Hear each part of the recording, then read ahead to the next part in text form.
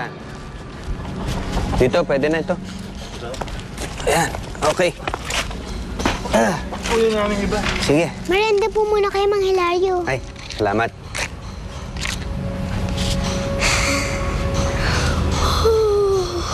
Ay, nako. Hindi ka nakatulog na maayos, ano? Kasi di ba na makakatulog dito nasulugan na nga tayo. Sumasakit pa tong sugat ko. Hindi kasi nagabot ni Ate Alice.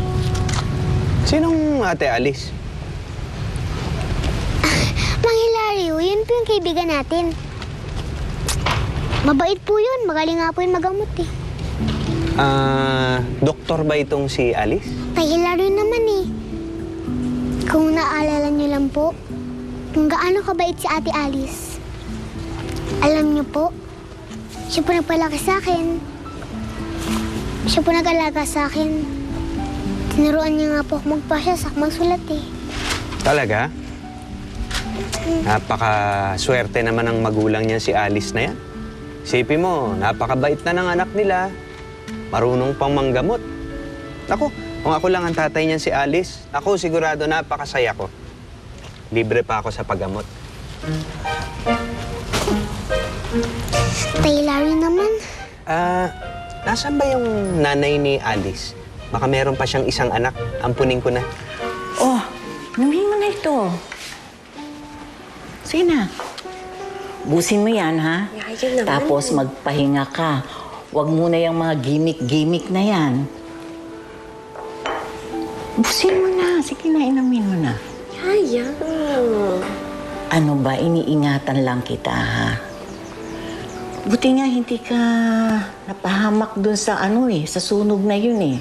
Paano kung ikaw ang napuruhan at na-ospital, gaya ng barkada mong si Spade? Ha? Yaya, hindi naman kasi aksidente yung nangyari kay Spade eh. Pinagtripan siya ng Alice na yun, kaya siya nakoma. Alice. Kapangalan ng anak ko. Wally, ano na kayang kalagayan ni Spade ngayon? Ayun siya! Sayang. Hindi ko man lang makamusta sina Don Zaldi at Ace. Kung may magagawa lang sana ako para mawala na yung galit nila sa akin. Lalo na yung galit ni Ace.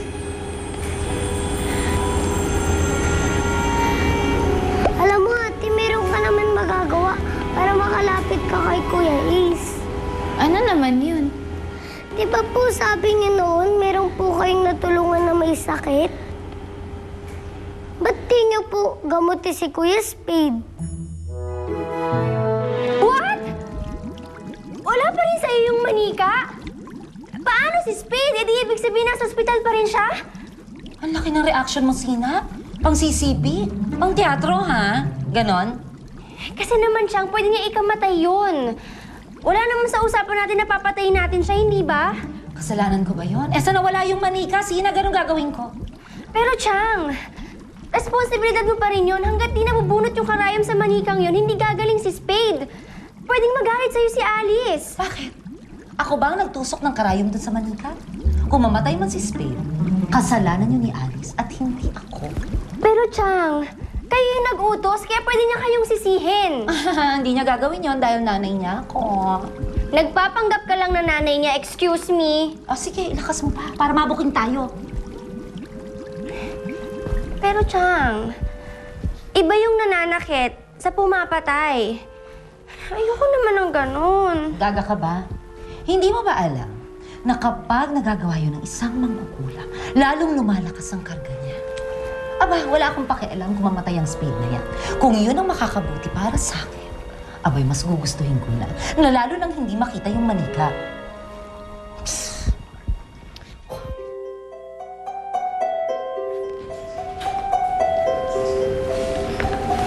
Wally, gusto kong pumasok. Gusto kong makausap si Spade. Paano yan, Ate Alice? Hindi ka pwedeng pumasok dyan. Bawal. Gusto ko rin siya sanang subukang gamutin eh. Baka may magagawa ako. Kamusta na kaya si Spade? Sana gising na siya, no? Oo nga po, tite. Tsaka nagpabili na rin ako kay Yaya Anday ng fresh fruits para pagkagising niya, may makakain na siya agad.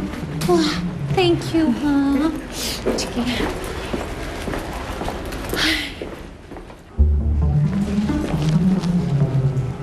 Alice? Gawa niyang bruhang yan dito.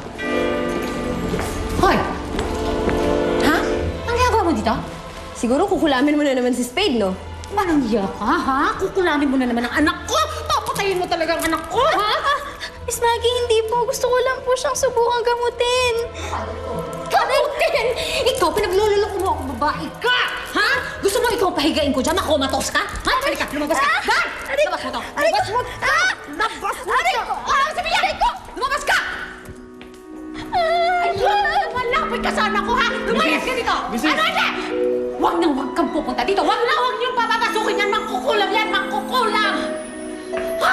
Pasensya ka na, miss.